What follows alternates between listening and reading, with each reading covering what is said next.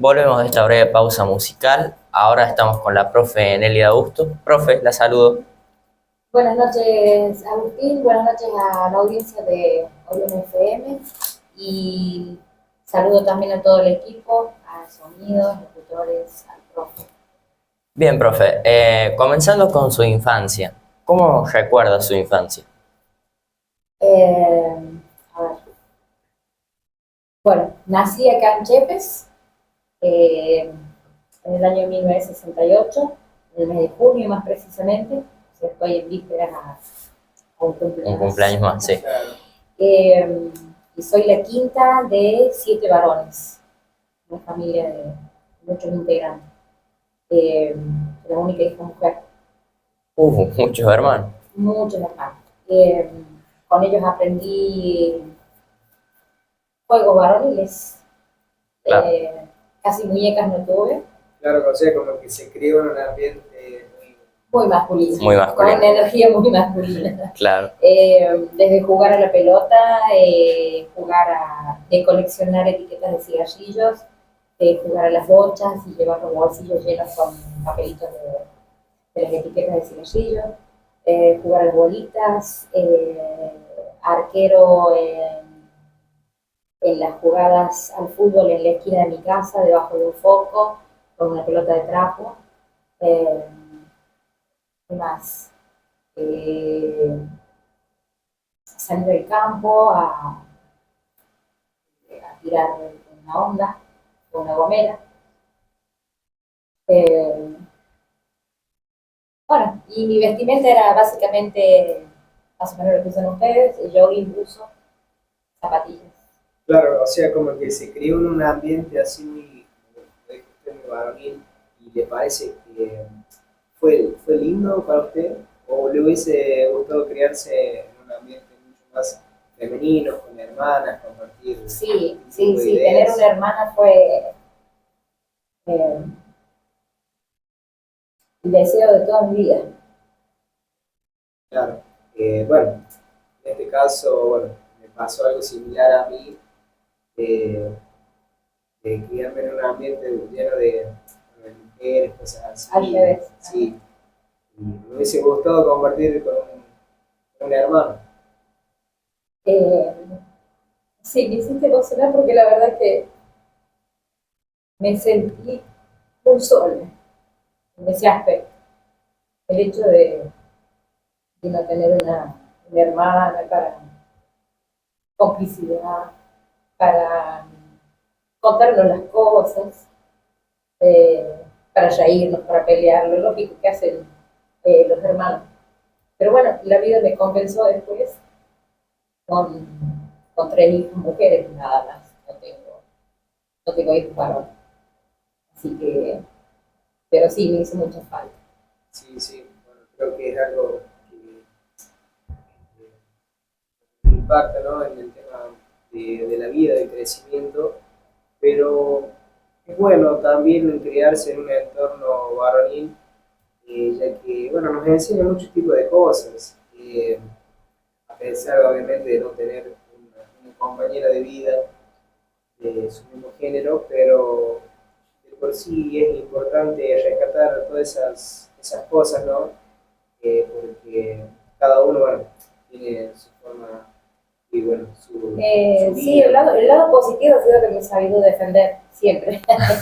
Ahí no me he quedado atrás en ese Claro. aspecto de ser demasiado retraída. No, no, yo he ido al frente, como lo hago hasta el día de hoy, voy al frente sin ningún problema y eso creo que es eso lo positivo que saqué de esa crianza.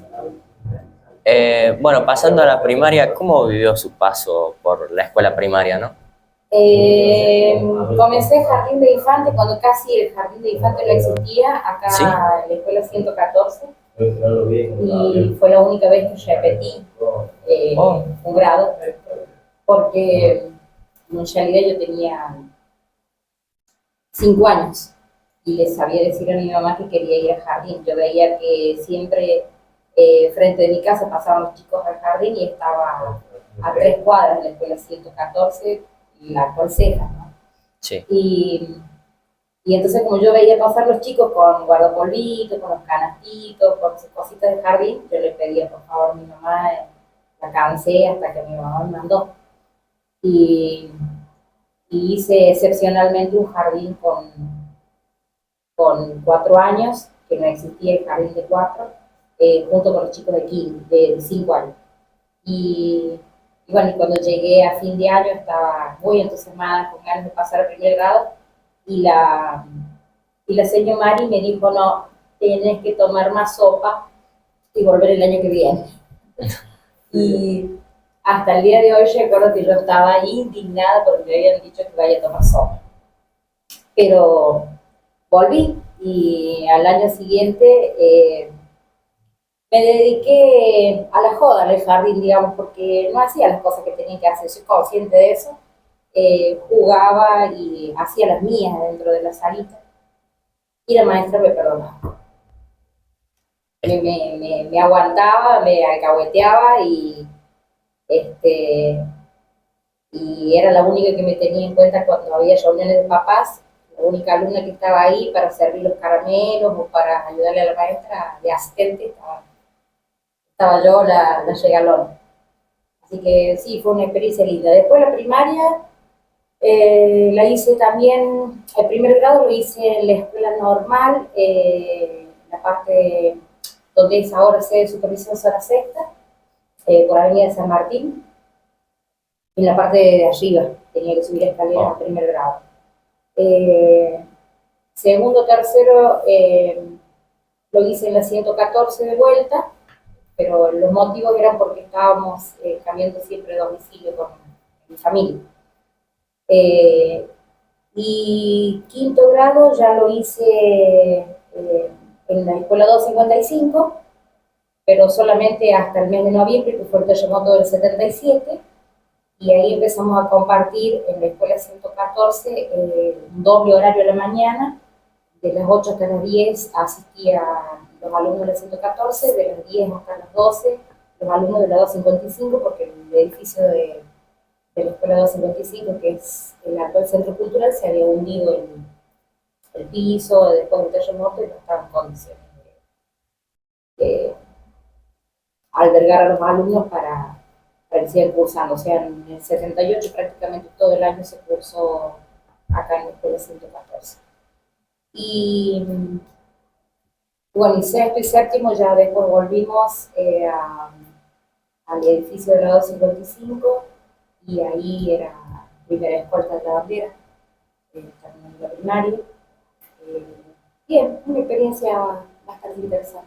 Tuvo, bueno, bastantes cambios y también, bueno, Sí. nos mencionaba que estuvo en los comienzos también del jardín, ¿no? Qué interesante, profe. ¿Algún recuerdo en específico que tenga, que quiera destacar de esas épocas?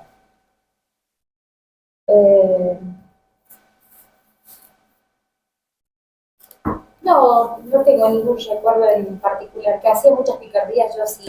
Era... Sí. Seguía con mi energía masculina ahí a full. Ajá. A ver, el séptimo grado, por ejemplo, estaba cursando en la escuela 255 y, bueno, llegó una época que yo me sentía aburrida, o sea, completamente esa es la verdad.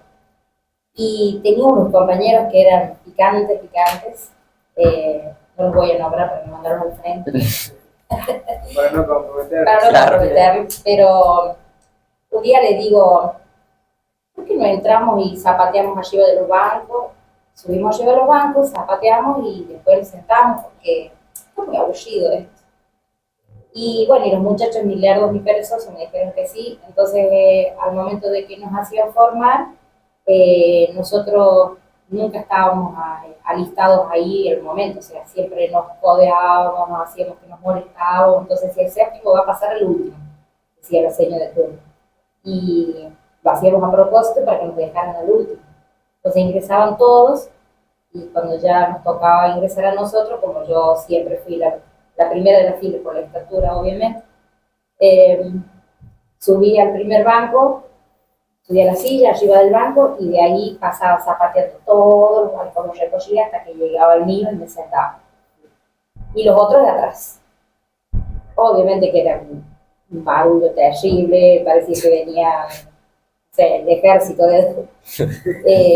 mucho lío hacíamos. Y hasta que un día una maestra se le escondió detrás de la puerta y decía, así que era usted la que iniciaba todo el lío. No nos suspendieron, pero Llamar la atención, ¿no? sí, tuvimos castigos por ahí, con notas y ese tipo de cosas. Ah, Me imagino. Una primaria bastante movida y bueno, traviesa también marcada por el ambiente en el que, bueno, creció, imagino. En cuanto a la secundaria, ¿cómo recuerda un poco su adolescencia?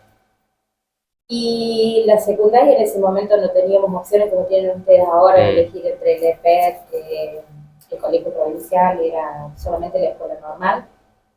También la cursaba en el edificio antiguo, que es la sede de supervisión, que es el que funciona ahora. Y también transité de primero a quinto año cursando el idioma francés. Eh, También interesante, lleno eh, de cosas propias de la edad. En segundo año ya empecé a escribir poesías, empezaba el segundo año y participé en un concurso que organizaba el Diario Independiente y saqué el segundo premio con un soneto eh, dedicado a la amistad y después seguí escribiendo, nunca más publiqué nada.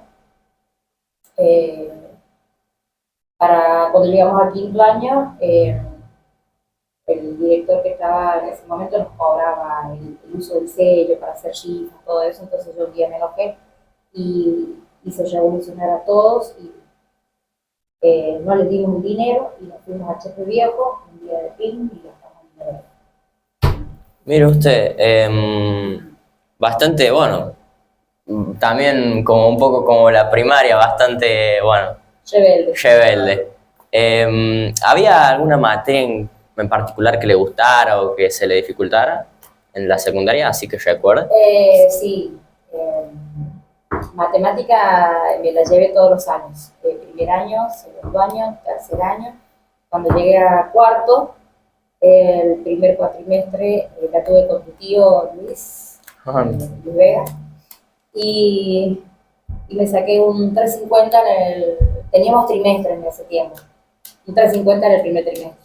Ajá. Y me preguntó que por qué había sacado esa nota, cuál era el inconveniente que tenía, y yo le dije que odiaba las matemáticas, que en realidad cuando uno odia una materia, después lo aprende, ¿no? La odia porque no la entiende. Claro. Una vez que la entiende, se convierte en una de las mejores materias o las materias que más quiere. Y entonces él me dijo como que me llamo Luis Vega, vas a levantar la nota y le vas a entender matemática y te va a gustar matemática. Y bueno, ya se fue. Y así fue. Se dedicó a explicar y a insistir conmigo.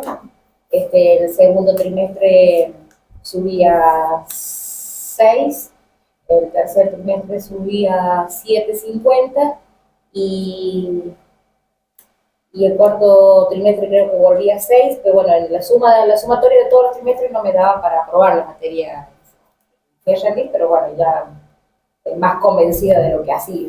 Claro, profe. Y bueno, aunque usted más que todo se orientaba por la parte de la escritura, ¿no?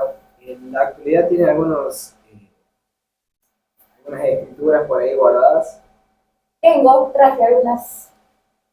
¿Nos podría leer ¿Leo una? A ver, Sí. si las tiene, estaría perfecto.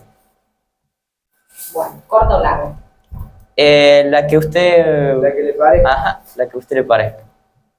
Bueno, por ejemplo, una de las musas se titula así y dice: allá en el silencio te recorren mis pensamientos, centímetro a centímetro, guiada por tus versos. ¿Qué misterio tan grande escondes en secretos para querer atraparme en tu insondable universo? Es Muy linda. dedicada a mí. Y después otra, Tiempos de Cambio, y dice: ¿qué me está pasando que me estoy agotando? Siento el peso de la injusticia en esta invasión de cambios. ¿Será que perdí la conciencia de mi libertad y de mi esencia, de mi valor y de mi creencia, de mi esperanza y de mi fe? Soy un alineado, un globalizado, un obediente agente del Estado. ¿Perdí mi dignidad y acaso mi identidad también?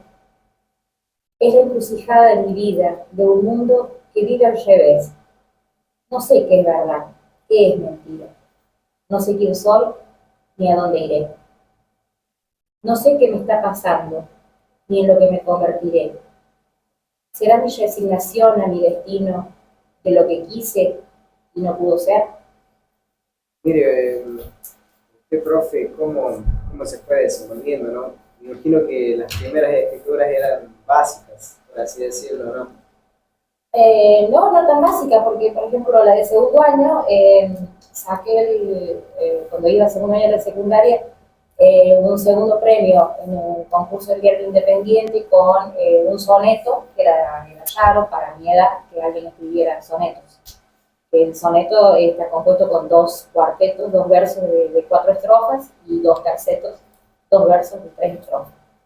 Mire usted.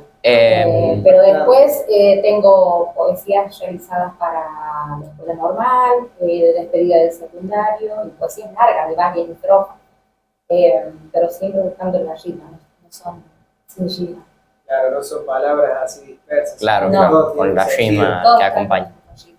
Y le hice también la despedida a un profesor de biología, profesor Chito Bellido, cuando se jubiló. Bueno, poesías para el Día de la Madre, para el Día de la Amistad, para mi papá, eh, para los amigos, para la lluvia. En una oportunidad, cuando iba a cuarto año, hice un poema por encargo de un compañero que estaba enamorado de una chica y quería que le haga un poema. Era como su pasatiempo un poco, ¿no? Sí, era lo que me tenía entretenida en mi habitación, en mi soledad. ¿Le gustaría publicar así algún libro con todas sus poesías y eso? Sí participé en algunas antologías editadas por el Centro Cultural de Chepes, pero de esto estoy hablando hace muchísimos años ya. Y contando, muchas se me quemaron porque fui víctima de un incendio, eh, donde no me quedó absolutamente nada, me quedé con lo que tenía puesto nada más. Pero recuperé algo, y debo tener alrededor de 100 poesías más o menos. ¿Ya pensaba estudiar algo relacionado con lo que terminó estudiando en esa época, en la época del secundario, o todavía no? Cuando terminé el secundario, bueno, lo único que había acá en Chepes era el profesorado de enseñanza primaria. Cuando terminé el secundario empecé a trabajar de empleada doméstica, eh, peleando con mi mamá porque mi mamá no quería saber por nada que yo fuese a trabajar como empleada doméstica, pero lo hice muy a su pesar, y porque en realidad yo tenía, hasta ese momento todavía usaba ropa que siempre era en color azul, color marrón o color negro. Y mi mamá no me dejaba usar colores rosados porque yo tenía que pensar en que mi ropa le tenía que quedar para mis dos hermanos menores. Entonces, si yo usaba algo rosado, mis hermanos menores no lo iban a poder usar. Y entonces, cuando entré a trabajar de empleada doméstica, yo quería comprarme mis cosas, quería poder comprarme algo de ropa para mí, a mi gusto, y entonces las peleas que fueron con ellos fueron por ese motivo, pero bueno, me fui a trabajar de empleado. Y sí, está bien porque algunas veces, bueno, nosotros tenemos necesidades, por así decirlo, no tan específicas, pero por temas de gusto y cosas así es importante tener lo suyo. Siempre me gustó tener lo mío, trabajar por lo mío, y bueno, es lo que seguía haciendo hasta el día de hoy. Cada cosa que yo quería, por ahí no la lograba en la primera, ni en la segunda, ni en la tercera, ni en la cuarta. Pero fui muy empecinada con eso en decir, bueno, yo lo voy a lograr, quiero esto, bueno, no me salió de una, vamos a la segunda, no me salió la segunda, vamos a la tercera, hasta que salió. Y sí, está bueno. ¿Le gustaría hacer alguna poesía con, o sea, referencia de eso, de seguir intentándolo? Hubo años que, bueno, por distintos motivos, fueron pausas largas de 2, 3 años que nunca llegué a la lapicera para nada. Pero bueno, mi parte emocional estaba totalmente bloqueada, entonces no. Y hace aproximadamente un año que ya tomé de vuelta a escribir. Qué bueno. Y en la parte del nivel terciario, ¿cómo no le llegó? Bueno, hice el profesorado en la escuela normal, pero el profesorado recibí de profesora para la enseñanza primaria en el año 1989 y nunca trabajé como maestra de primaria. Eh, las veces que llegaba un nombramiento para mí, siempre hubo una mano negra que trabajó de manera diferente y los cargos se pudieron a otros, así que bueno, llegó un momento que ahí también, al tercer intento de ver manos negras o manos de políticos metidos entre medio, desistí de la idea de volver a inscribirme y no me inscribí más para la primaria. Después, me gustaba la carrera de historia, cuando ya sé que era el profesor de historia, ya era grande, y eso también fue difícil porque cuando empecé cuando se creó el profesorado, eh, y bueno, hice 2 años, dejé, porque mi mamá no quería que siguiera estudiando. Eh, Pasaron una pausa de 2 años, volví a empezar de nuevo, hice 2 años y ya en ese momento ya me había casado y mi marido no quería que siguiera estudiando. Dejé, bueno, así, empezaba, hacía una pausa de 1 o 2 años, volví a empezar 8 veces. Wow. 8 veces intenté hacer el profesorado hasta que me recibí cuando tuve 51 años. Mire usted qué bueno aclarar todo esto, porque de por sí el hecho de haber dejado nunca dejó de perseguir sus sueños. A la larga o a la corta terminó la carrera que a usted le gustaba. Sí, cuando yo me recibí, por ejemplo, mi hija más chica, pobrecita, me decía, me había puesto un cartel en la puerta, ella muy entusiasmada porque la mamá se recibió de profesora de historia y me dice, lo lograste mamá, por fin, después de 8 veces, y un poco que me dio vergüenza, pero bueno, muchos me criticaron porque me decían qué bulla que es, porque va, vuelve, pero nadie sabe eh, detrás de las paredes de mi casa lo que yo pasaba con el trabajo, con un montón de situaciones que no me permitían seguir. Los nacimientos de mi hija. Claro. Bueno, fueron un montón de cosas que en la vida le va pasando a uno pero yo estaba firme con esa idea. Y la última vez que empecé dije, bueno, empiezo y no largo más hasta que me recibo. Que me costó muchas cosas, me costó dejar atrás muchas cosas para poder recibir, pero me recibí. Y si bien hice una inversión de tiempo para lograr un sueño, eh, por otro lado, por ahí a veces pienso que fue el peor negocio de mi vida porque este, hubiera optado por una carrera más redituable. Cuéntenos también un poco, muy brevemente, cómo fue su trabajo y bueno, qué es lo que más le gusta de su trabajo actualmente. Y de mi trabajo actualmente, eh, trabajar con los adolescentes es lo que más gratificaciones me ha dado, me da y me va a seguir dando, porque aunque me jubile, el hecho de encontrarme con un alumno en la calle y que me abrace, casualmente hace un momento cuando venía para acá, alguien me gritó en el oscuro, en una calle oscura, ¡Profe Meli! Yo no sé si me distingo por la estatura, pero eran 2 alumnas que yo ni sabía, o sea, yo veía que venían 2 personas ahí en la calle muy oscura, pero bueno, ellas sí me habían reconocido. Y entonces, hace mucho que no las veía, entonces me saludaron, me abrazaron. Esas cosas no tienen precio para mí. Y son las únicas que me gratifican y me llenan el alma.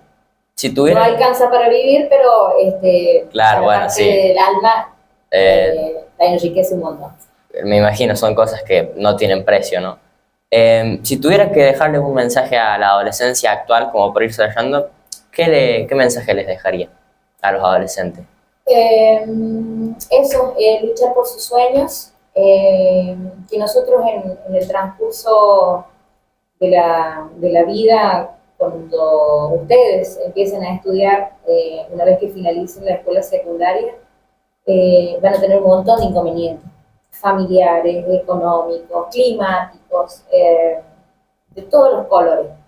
Y queda solamente en ustedes el hecho de poder decir, bueno, yo tengo que pasar esto es momentáneo, va a pasar y yo tengo que seguir, porque son como pequeños gorditos que, que hay que cruzarlos, o pequeños charcos, como ustedes lo quieran ver, que hay que cruzarlos y después de eso el camino sigue. Entonces, tener que ustedes luchar y guiar con esos inconvenientes y ver cómo lo van a sortear para salir adelante y cambiar la realidad que ustedes viven, la que tienen, eh,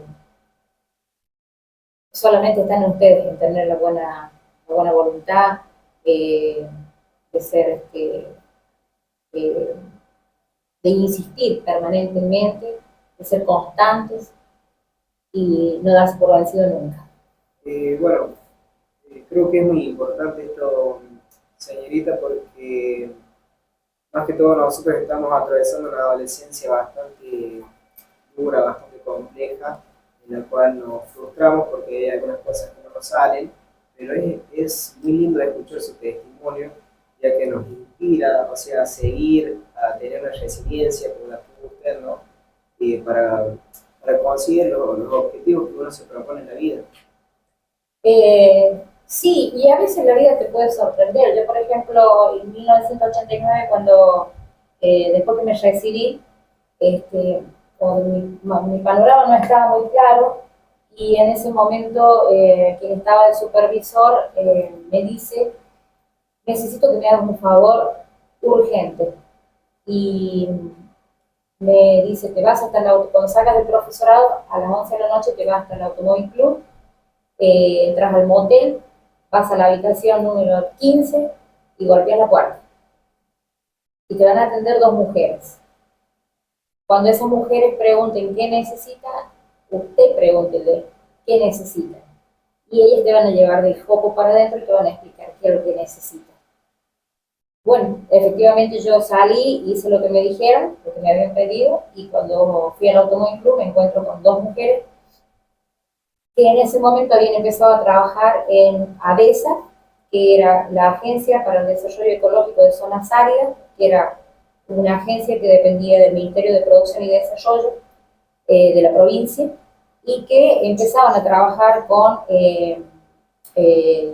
una agencia de cooperación internacional alemana, que es GPZ, y que hasta ese momento la provincia no había otorgado como contraparte provincial equipamiento que había quedado comprometido para que ese ingeniero alemán que había venido para hacer un trabajo lo tuviera.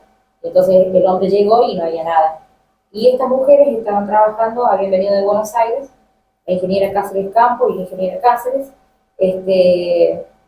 y querían ver qué podían hacer. Entonces fui a hablar con ellas y ellas me dijeron, necesitamos urgente una persona que escriba en una computadora.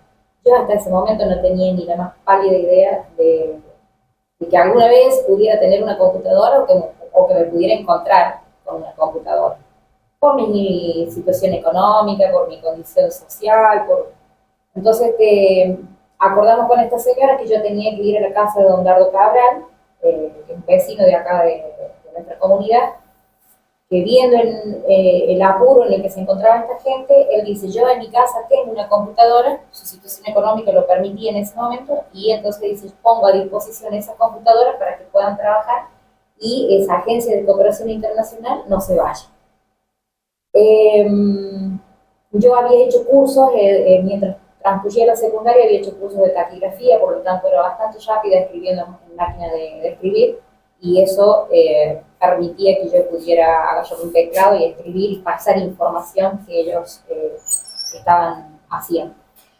GTZ trabajó también con la empresa Embrapa de Brasil, donde había también 2 ingenieros de Brasil que estaban trabajando como cooperación internacional, y ellos visitaban localidades pilotos que habían elegido tanto del departamento nuestro, Rosario de Peñalosa, como el departamento San Martín.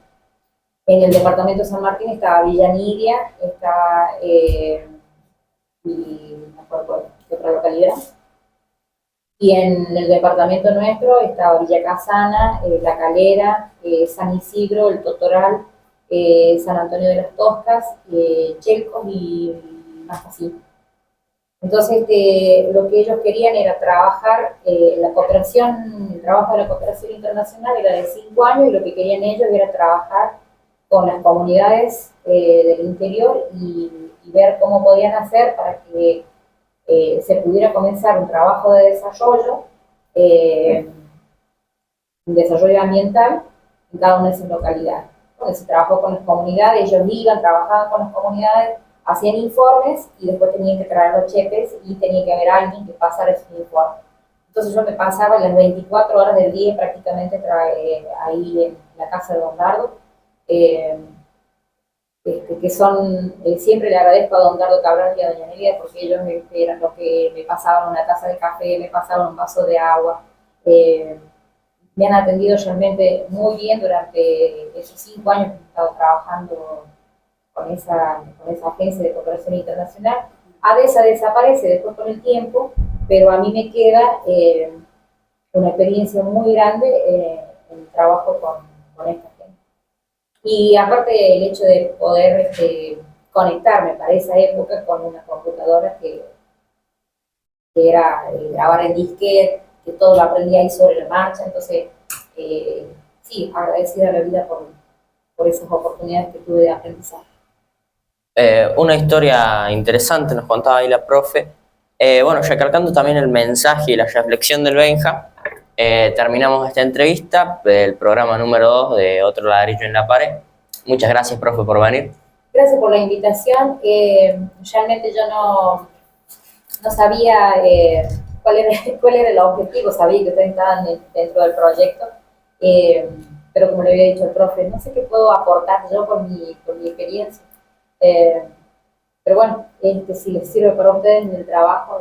Sí, en realidad por ahí nos gusta que nos quede todo esto, porque al final son como historias de toda la gente y es como lindo ver después de unos años y poder recordar estos momentos. Sí, aparte es muy necesario, bueno, para los adolescentes, que usted piense que no tiene un mensaje importante cuando le escuchamos hablar, cuando en la parte de la escuela, siempre nos brinda algo nuevo y es algo que nos ayuda a nosotros, nos motiva. Entonces es muy importante eso, y agradecerle también por venir a compartir con nosotros acá, que es un nuevo proyecto.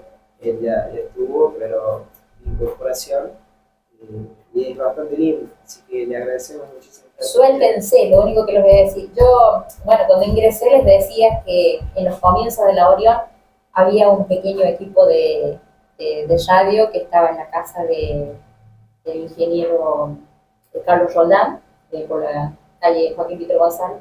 Y bueno, el profe Luis con Enrique Massa, que son los primeros que han agarrado el micrófono, nos ofrecían esa posibilidad, y también incursioné a intrusiar ahí.